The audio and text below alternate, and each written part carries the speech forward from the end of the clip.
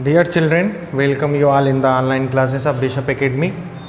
In the last class, we shall discussed about what is mutual induction and coefficient of mutual inductance.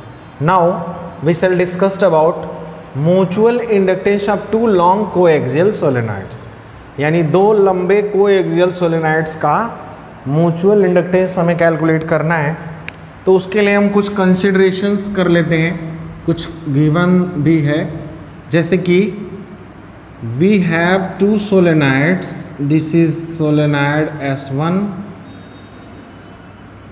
This is solenoid S1 and I1 current flowing through this solenoid.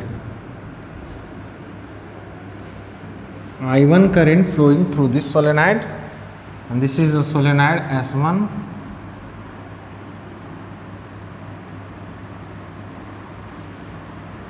Okay. Again, another solenoid having same length L, which is represented by a dotted line,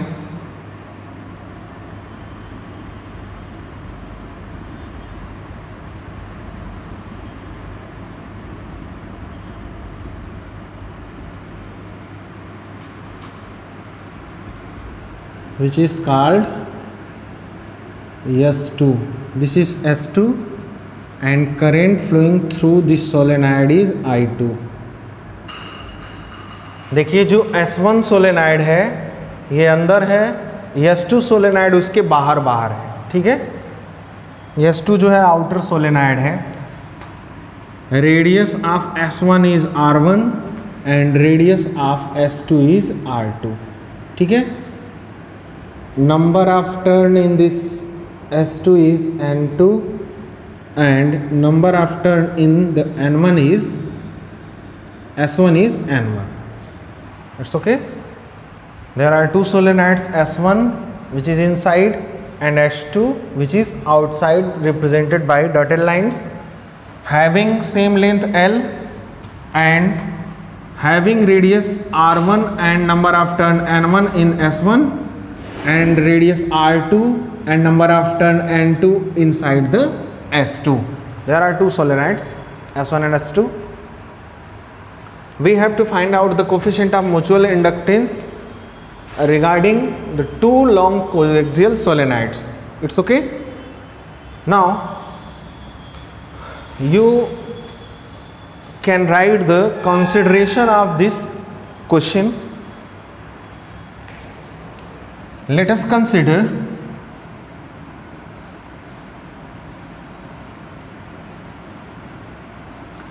I2 current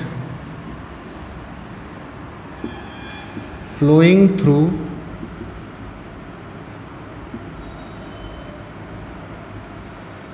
solenoid S2. Then a magnetic field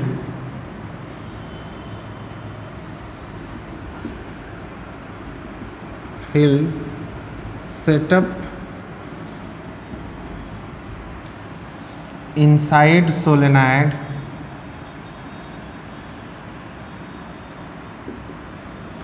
S1 which is uniform.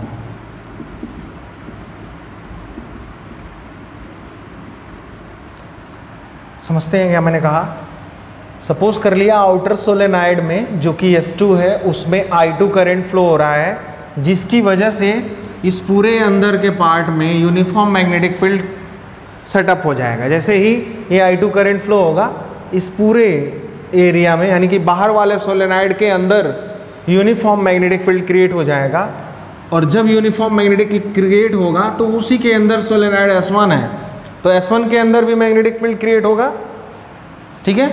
तो हमने यहाँ पर लिखा magnetic field set up inside solenoid S1 के अंदर भी हो जाएगा। जैसे आप देखिए एक सिलेंडर हो, एक पाइप हो, उसके अंदर दूसरा पाइप रखा हो और बाहर वाले पाइप में यूनिफॉर्म मैग्नेटिक फील्ड हो पूरे अंदर कोर पार्ट में, और उसके अंदर जो पाइप रखेंगे उसके अंदर भी तो होगा। तो वही बात है, बाहर वाले पूरे सोलेनाइड में मैग्नेटिक फील्ड है तो अंदर वाले सोलेनाइड में भी मैग्नेटिक फील्ड होगा। और जब मैग्नेटिक फील्ड होगा तो उसकी वैल्यू क्या होगी, हम उसको नोट कर लेते हैं और नोट करते हैं B2 लिखते हैं हम इसको, क्योंकि ये मैग्नेटिक फील्ड जो है वो किसका है, बाहर वाले सोलेनाइड S2 का है। तो मैग्नेटिक फील्ड होता है सोलेनाइड का, किसी भी सोलेनाइड का मैग्नेटिक फील्ड जो होता है वो μ0 Ni होता है। μ0 N2 लिखेंगे हम, क्योंकि सेकेंडरी कॉइल का मैग्नेटिक फील्ड है और करंट सेकेंडरी में फ्लो रहा है I2। तो ये आपका हो गया μ0 N2 I2, ये मैग्नेटिक फील्ड क्रिएट होगा और जो कि होगा सोलेनाइड S1 के अंदर। अब फर्दर अगर हमें फ्लक्स लिखना है इस अंदर वाले सोलेनाइड में S1 में मैग्नेटिक फ्लक्स को अगर हमें नोट करना है, निकालना है, तो हम क्या लिखेंगे, यहाँ पर लिखेंगे magnetic flux linked with solenoid S1 is given by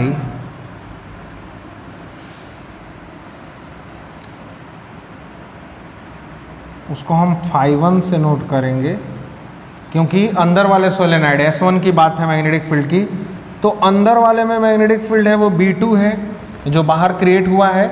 बाहर वाले सोलेनाइड का जो मैग्नेटिक फील्ड होगा वो भी अंदर वाले में भी होगा, क्योंकि किसी भी सोलेनाइड के अंदर मैग्नेटिक फील्ड यूनिफॉर्म होता है। देखिए फ्लक्स इक्वल्स टू होता है BA, ठीक। लेकिन यहाँ पर ये सिर्फ एक कॉइल के अंदर फ्लक्स होता है। यहाँ पर मैं टोटल थोड़ा वर्ड यूज़ कर दे रहा हूँ, total magnetic flux. Total magnetic flux निकालना है हमें। ये जो B इंटू ए होता है, φ इक्वल्स टू BA होता है, वो सिर्फ एक कॉइल के लिए होता है। अगर ऐसे ऐसे n कॉइल्स हैं तो आपको पता है कि अंदर वाले सोलेनाइड में जो नंबर ऑफ कॉइल्स हैं वो N1 है, और अगर हम इसके एरिया की बात करें तो वो A1 लिखा जा सकता है। तो जो फ्लक्स होगा वो आपका ये होगा, ठीक है। B2 का वैल्यू यहाँ से देखिए μ0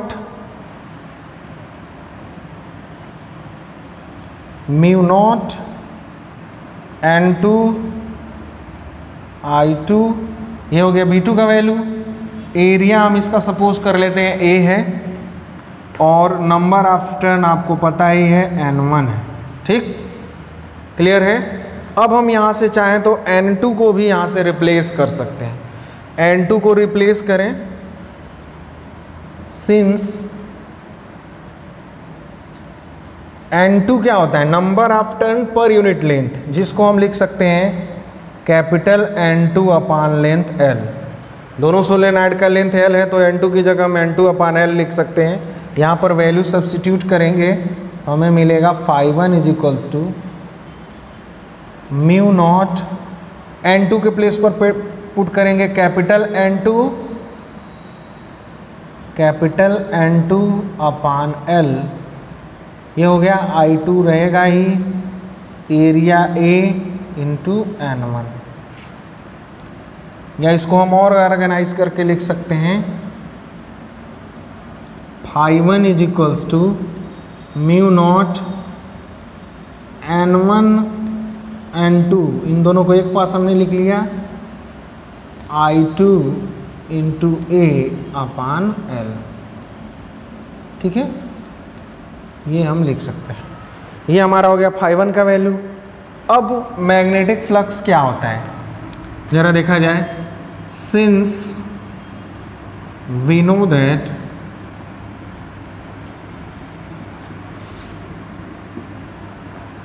magnetic flux φ1 is equals to हो जाएगा m इंटू I2। देखिए ये कैसे हमने लिखा, ये अभी हमने आपको लास्ट क्लास में बताया था। Flux φ is directly proportional to current, यानी flux in the first coil या flux in the coil is directly proportional to the current in the secondary coil. तो फर्स्ट कॉइल कौन सा है, यहाँ पर S1 है जिसके अंदर आपको फ्लक्स मिल रहा है, और करंट किस में फ्लो हो रहा है, सेकेंडरी कॉइल में यानी कि S2 में। तो φ1 इज इक्वल्स टू हो जाएगा MI2। इसको इक्वेशन नंबर सेकेंड हम लिख दें तो इसको हम थर्ड लिखेंगे और लिखेंगे यहाँ पर from equation second and third we have, हमें क्या मिलेगा यहाँ पर φ1 इजिकल्स टू इतना सारा है और वहाँ φ1 equals to m into I2 है, तो हम इसको लिख सकते हैं, दोनों को कंपेयर कर लेंगे, दोनों इक्वल होंगे ना, ये भी फ्लक्स φ1 और ये भी फ्लक्स φ1, दोनों के लेफ्ट हैंड साइड इक्वल हैं तो राइट हैंड साइड भी इक्वल होंगे, तो हमने इक्वल इसके इक्वल इसको लिखने जा रहा हूँ मैं, mu naught N1 N2 I2 into A upon L। तो I2 से कैंसल हो जाएगा और कैपिटल M यानी कि कोफिशिएंट ऑफ म्यूचुअल इंडक्शन, इसको थोड़ा सा हम और लिख सकते हैं ऐसे, और इसको हम पढ़ सकते हैं coefficient of mutual induction of first coil with respect to second coil M12।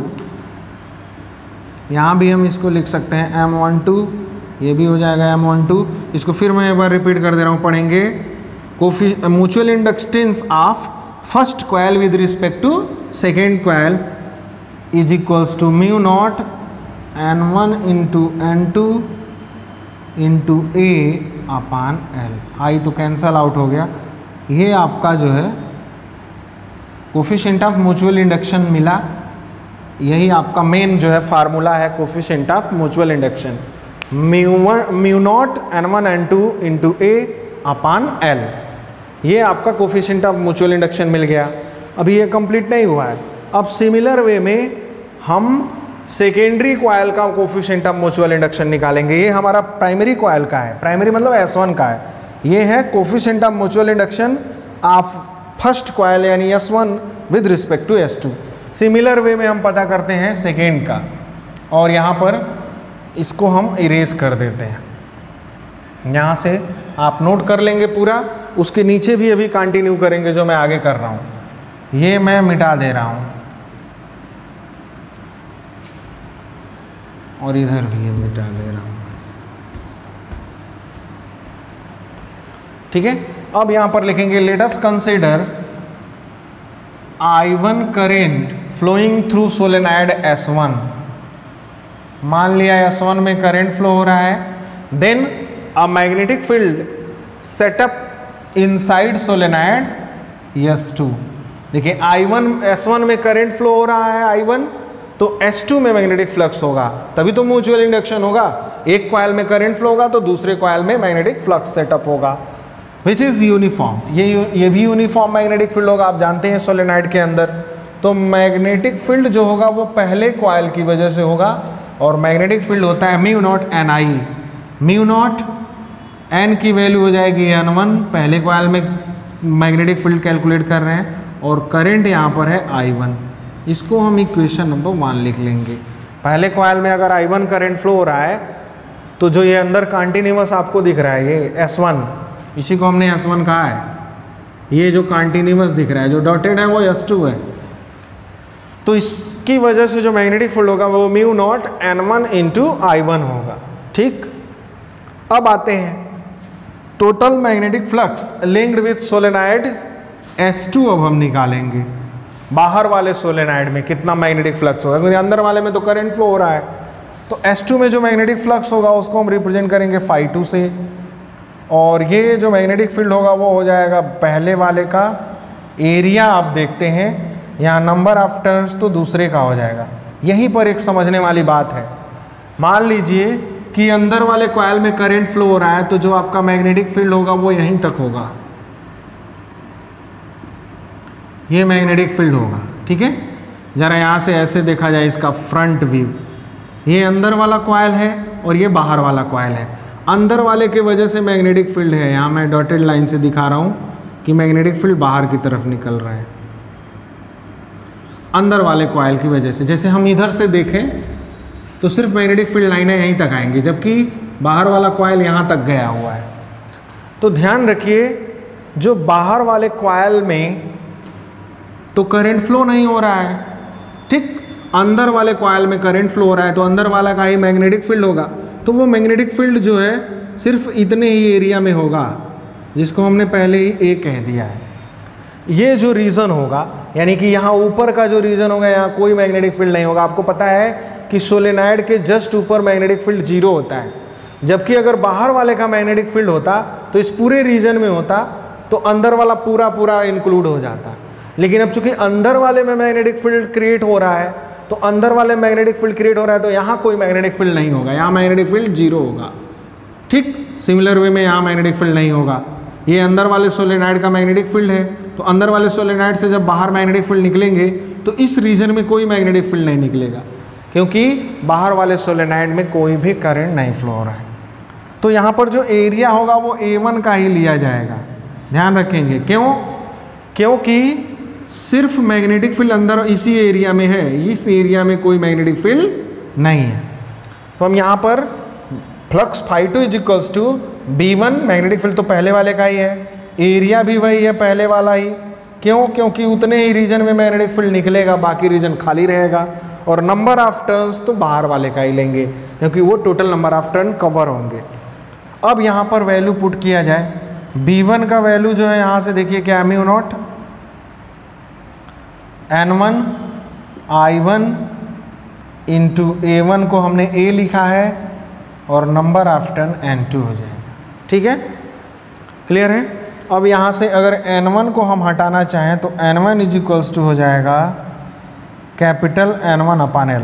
Number of turn per unit length is equals to total number of turn upon length. तो इसकी जगह पर अगर हम वैल्यू पुट करेंगे तो ये मिल जाएगा हमें N1, यहाँ करंट आपका I1 होगा और यहाँ N2।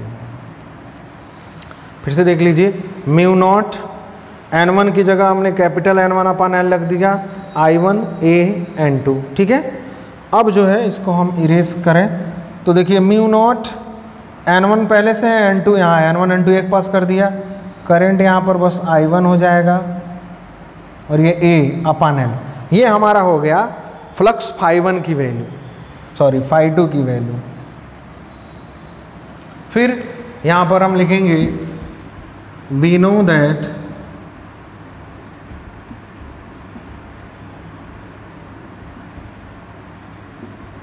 Flux φ2 is equals to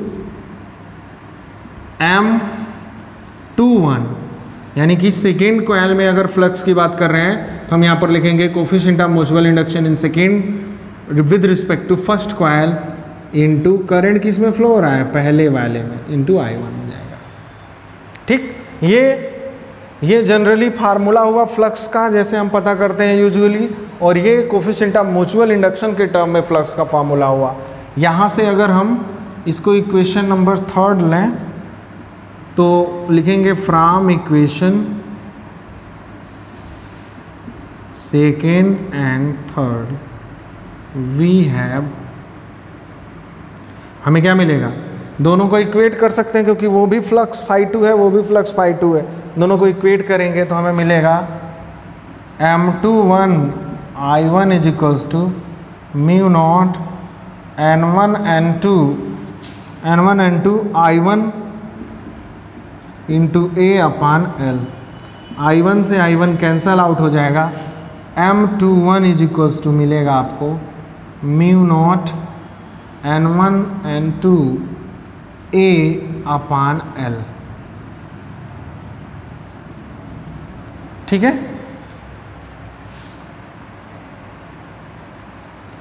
ये आपका coefficient of mutual induction of second coil with respect to first मिला, mu naught N1 N2 A upon L, जहाँ पर A जो है वो अंदर वाले कॉइल का ही एरिया है। तो अगर देखेंगे हम प्रीवियस एक्सप्रेशन से इसको मैच करें तो दोनों के दोनों जो कोफिशिएंट ऑफ म्यूचुअल इंडक्शन है वो बिल्कुल सेम है, कोई चेंजेस नहीं है। यानी कि उस इक्वेशन के बिहाफ पर जो पहले हमने निकाला था फर्स्ट कॉइल का, हम लिख सकते हैं M12 is equals to M21, यानी कि coefficient of mutual induction of first coil with respect to second coil is equal to the coefficient of mutual induction of second coil with respect to first coil। यानी कि दोनों के जो coefficient of mutual induction होते हैं वो बिल्कुल same होते हैं, सिमिलर होते हैं, उनमें कोई फर्क नहीं होता। ठीक है, बस पता करने के तरीके अलग अलग हैं। तो ये आपका पूरा जो है टॉपिक रहा, और लास्ट में आप ज़रूर ये लिखेंगे m1 2 is equals to m2 1। ये दोनों जो कोफिशिएंट ऑफ म्यूचुअल इंडक्शंस हैं वो दोनों कॉइल के सेम होते हैं। It's okay. Assignment related to this topic will be uploaded on the Google Classroom, and if you have any doubt you can ask on Google Classroom or WhatsApp group. Thank you. Have a nice day.